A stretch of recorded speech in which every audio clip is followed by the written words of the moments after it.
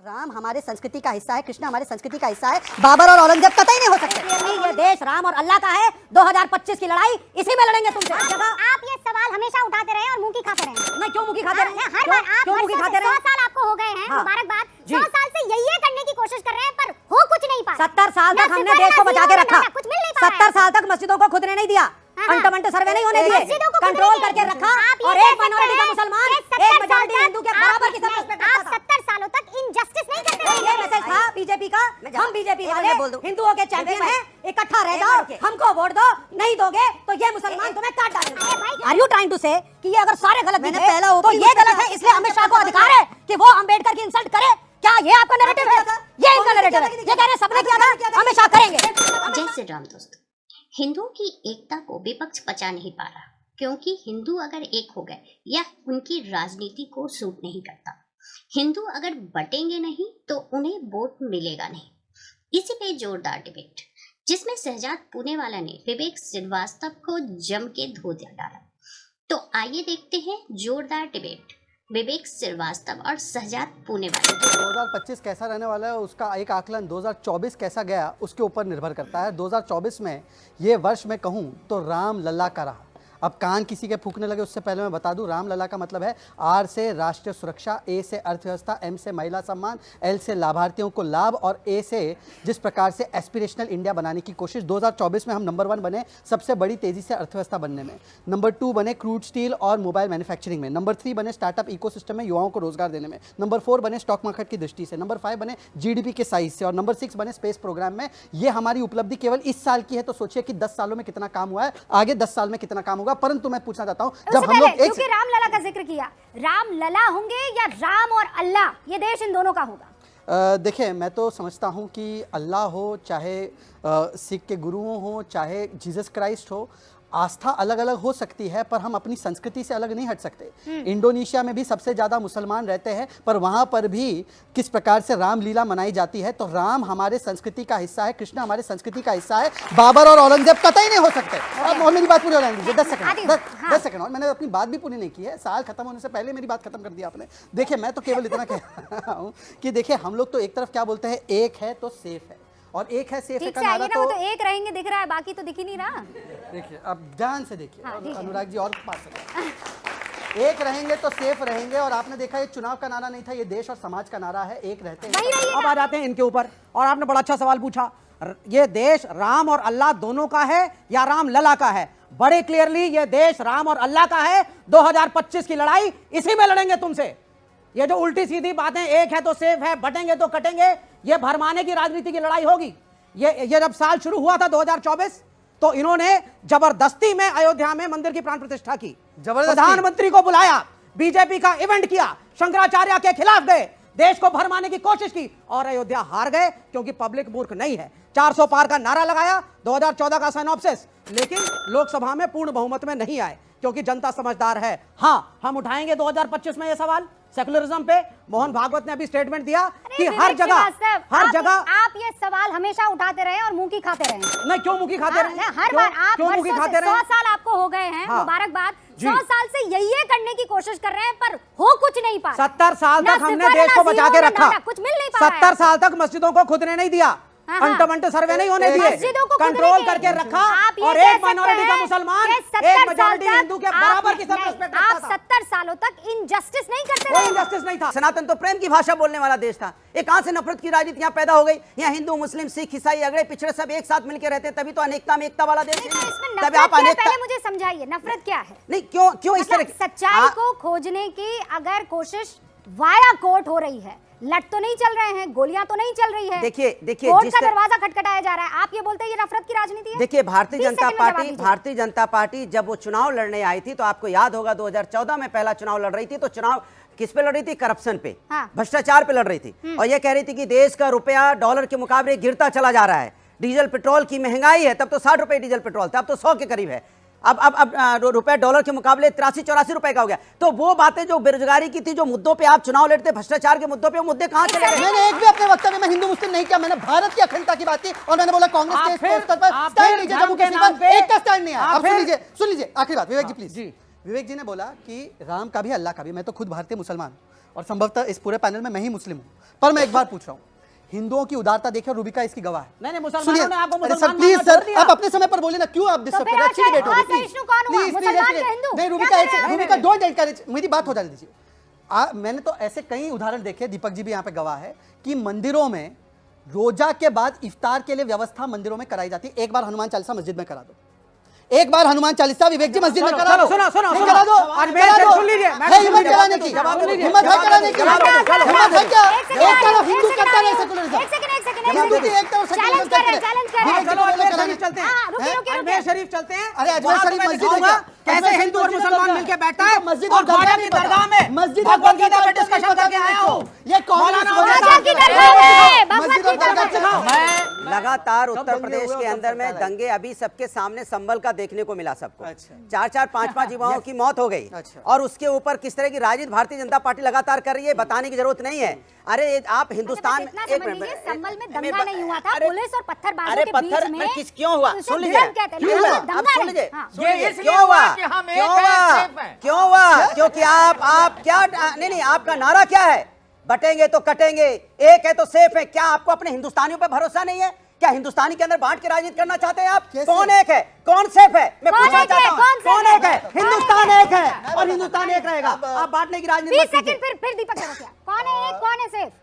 भारत के संविधान के पहले पृष्ठ पे जो प्रियम्बल है उसमें हम जब पढ़ते हैं तो उसमें एकता की बात है। जब सांसद शपथ लेता है तो एकता और अखंडता अक्षुण्ण रखने की शपथ लेता है, तो क्या बांटने की बात हो रही है? और मैं पूछना चाहता हूं कि एक नहीं रहे तो बांग्लादेश में कटे ना, एक नहीं रहे तो क्या किया अफगानिस्तान में सरकार कटे ने? ना। सरकार जब ने ये क्या नारा किया? सामने दिख रहा है सरकार वहां पर ने एक क्या साथ किया? मिलेंगे। आज आज आजाद हिंदुस्तान में पूरा भारत एक है, यहाँ रहने वाले सभी लोग भारतीय हैं। फिर किसको बांटना चाहते हैं आप? सब भारतीय तो एक हैं और एक साथ मिलकर हिंदुस्तान को आगे यही बढ़ाएंगे। तो कह रहे हैं कि बटोगे तो कटोगे, हमें लगता है हिंदुओं को एक रखने का। क्यों आपको खौफ है अगर हिंदू एक है तो? आप जवाब दे रहा हूं। मुसलमानों में कहते हैं, जवाब दे रहा हूं। नहीं, मुसलमानों में कहते हैं ला इलाहा इल्लल्लाह मोहम्मद रसूलुल्लाह, ये दुनिया के किसी कोने में कहा तो वो मेरा भाई है। हम सब एक है, ठीक है? हाँ। अब हिंदू अगर एक हो जाए तो आपको दिक्कत क्या क्योंकि है? कटेंगे, डर किस बात का है? क्योंकि कटेंगे शब्द भी क्योंकि था। सवाल तो है- कटेंगे से क्या प्रॉब्लम है भाई? विवेक भाई, ये हमला माइनॉरिटी, हिंदू कटेगा। ये हमला माइनॉरिटीज मुसलमानों पे विवेक था। श्रीवास्तव, ये मैसेज दिया अगर जा रहा हिंदू- था। एक मिनट, सुनिए, विवेक जी, एक मिनट, नहीं, एक मिनट, ये मैसेज था बीजेपी का। मैं जवाब- हम बीजेपी एक मिनट वाले मैं बोल दूं। हिंदुओं के चैंपियन विवेक भाई, हैं, इकट्ठा रह एक जाओ, मिनट रुकिए। हमको वोट दो, नहीं दोगे तो ये मुसलमान तुम्हें काट डालेंगे। अरे भाई, ये तो मैसेज आप था। अगर मुसलमानों के देखो तो चैंपियन रहेंगे तो एक पार्टी एक उभर मिनट कर जवाब आएगी ले ना, लीजिए, मैसेज जो था। कहेगी कि हम हिंदू के चैंपियन नहीं, हैं। नहीं, रुबिका जी, बटोगे रुबिका तो जी। कटोगे। अब मान लीजिए कि 2025 में ये लोग चलाए ना चलाए, आप लोग पक्का नहीं चलेगा चलाएंगे। इस हिंदुस्तान में, नहीं चलेगा। नहीं मैं आपको चलेगा, गारंटी नहीं के चलने साथ देंगे। बोलता हूँ, हिंदुस्तान एक है, यहाँ हिंदू मुस्लिम अभी सिख कुछ ईसाई नहीं सब एक है। हाँ। ये लोग वो लोग हैं जो बांग्लादेश में हिंदुओं पे अत्याचार हो रहा है और सरकार क्या कर रही है? सरकार सवाल मुझसे पूछ रही है, क्यों नहीं आप एक्शन लेते? कौन क्या नहीं? आप आगे बढ़िए, हम आपके साथ खड़े हैं। ओके। बताइए आप, चलिए बताइए आप आगे खड़े हैं। बांग्लादेश आप यहाँ के डिबेट में हिंदुओं के आके साथ बंगने कोई मेरी एक्शन बात क्यों पूरी हो जाए, नहीं? बात पूरी बांग्लादेश के हो। हिंदुओं के बांग्लादेश साथ- के हिंदुओं पे अत्याचार हो रहा है, वो ये सवाल मुझसे पूछते रिपीट कर आप रहे क्यों हैं। नहीं ट्वीट करते? आप रिपीट क्यों? कर अरे रहे मैं हैं। बोल रहा हूँ, आप आगे बढ़िए, हम आपके साथ खड़े हैं। हिंदुओं पे रिपीट अत्याचार होगा, कर रहे हैं, बताइए। अनुराग जी, लेकिन ये रुक कुछ नहीं जाइए। बोलेंगे। ठीक है भाई, आप सवाल ताली कमाल की बजाने के बात लिए है, आ गए। लेकिन हम लोगों को बांटने में लगे, हिंदुस्तान के अंदर बांटेंगे।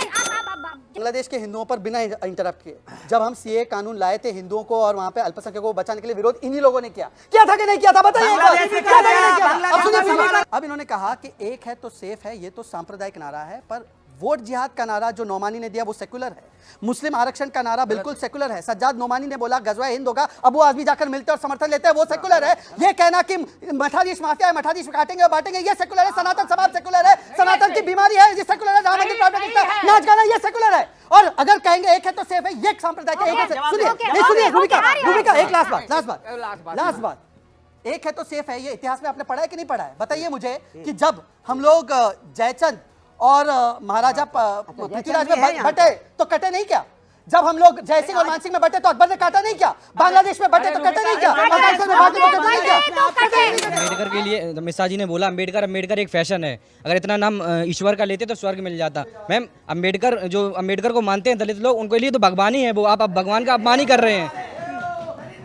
मैं आपसे पूछना चाहता हूँ, मैं शहजाद जी से पूछना चाहता हूँ, क्या सवाल पूछ रहे मैं शहजाद जी से पूछना चाहता हूँ कि अमित शाह जी ने जो भाषा का इस्तेमाल किया वो करना चाहिए था? हैं। ओके, जवाब दीजिए, 20 सेकंड है। वैसे 40 बच्चे बैठे हैं यहाँ पर, उनमें से एक को लगता है, क्यों लगता है, क्योंकि आपने 5500 सेकंड की स्पीच में से 12 सेकंड अपने हिसाब से काट छाट कर ली। उस 12 सेकंड के 13 सेकंड में बोलते हैं कि अच्छा है नाम लीजिए, 100 बार लीजिए, पर आपके कुकर छिप नहीं सकते, वो खा ले, जैसे रूबिका की बात को खा रहे थे। और दूसरी बात, इन्होंने अभी लेफ्टिस्ट बात करे ना, नंबूद्रीपाद ने बोला I will destroy the constitution of Ambedkar from with in. SC इन्होंने 1952 में रेजोल्यूशन निकाला अंबेडकर जी को, बोला कि उनको हटाना चाहिए और देश के खिलाफ काम करते हैं। सुन लीजिए विवेक जी, बीच में मत बोलिए। 1952 में 2 बार चुनाव हराने का कुकर कांग्रेस ने किया। सुनिए, 1952 में तो उन्होंने अपमान किया है अंबेडकर जी का, उनको देशद्रोही बोलकर रेजोल्यूशन पारित किया लेफ्टिस्टों ने बोला कि हम संविधान को तहस नहस करेंगे। 1952 में 2 बार चुनाव हराया, उस समय पर आरएसएस के प्रचारक ने जाकर कैंपेनिंग की थी बाबा साहब अंबेडकर के लिए। 1956 में दफन होने नहीं दिया उनको दिल्ली में, 1956 में वो गुजर गए थे, उसके बाद 1990 में भारत रत्न दिया था।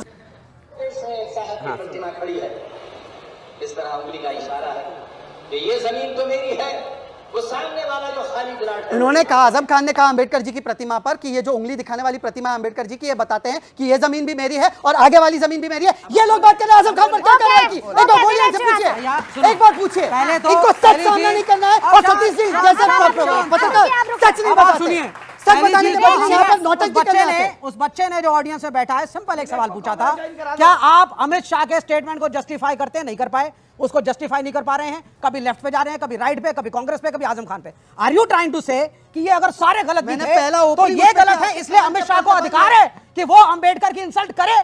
क्या ये आपका नैरेटिव है? ये इनका नैरेटिव है। ये कह रहे हैं सबने किया था, अमित शाह करेंगे।